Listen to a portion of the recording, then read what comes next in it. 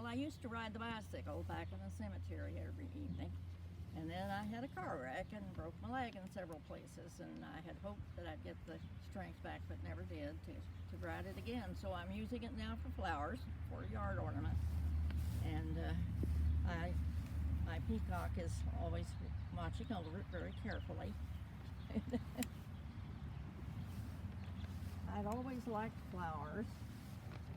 Growing up on the farm, I remember my mother always had hollyhocks on the back fence, and planted a row of zinnias in the garden. She never had much time for flowers because she had too much work on the farm to raise 8 children. So she planted a lot of things besides flowers. But I've really enjoyed flowers through the years, and I'm limited now to just one outdoor bed because I can't get down to pull the weeds anymore. So I have this one here, and I've got it all in perennials now. And these will all be blooming now in just another week or so, a couple of weeks. And I know you don't want me to identify anything on the video because that's part of the job. That would be cheating. Yeah. This bush here, which everyone of course will recognize, but that bush is over 50 years old actually. And it's an old cabbage rose. I don't mind identifying it because everyone knows that a rose is a rose. Be careful, don't get close to the bees. Obviously I like things that don't have to be watered too much, but when it gets hot, they do have to have water, of course. Now, the rain we had last weekend pretty much shattered my rhododendron. Oops, told a story about one. These I'm keeping alive as long as I can, even after the weather gets hot. And I always keep a hanging basket in my old goat cart. And it has a variety of things in it, of course.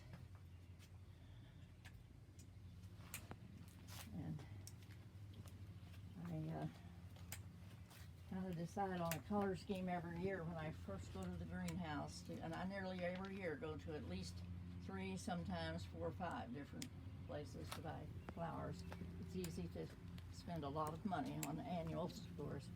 I got this for Mother's Day. I got those to plant from the plant sale that the garden club had, but I have to get the grandson to dig up my ground so that I can plant them. I have collected cobalt blue pots for many years, and so I have a lot of pots now, probably more than I need when it comes to filling all of them.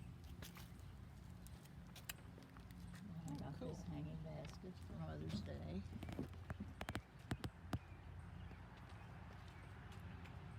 I think that vine is going to crawl right up to the light pole. Keep going.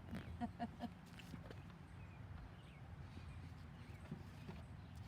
can remember through the years many times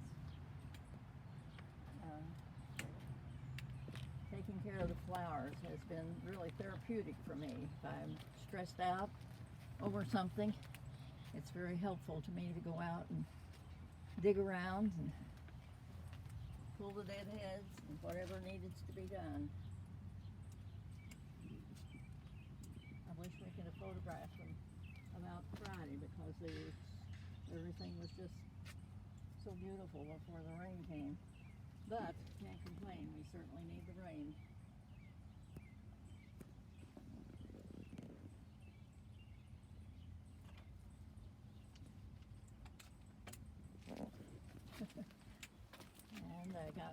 And I had to cover my succulents before the storm the other night. I know we're going to have a heavy rain. I cover them so they don't get too much rain. The pot's too heavy for me to move around any. I got it planted.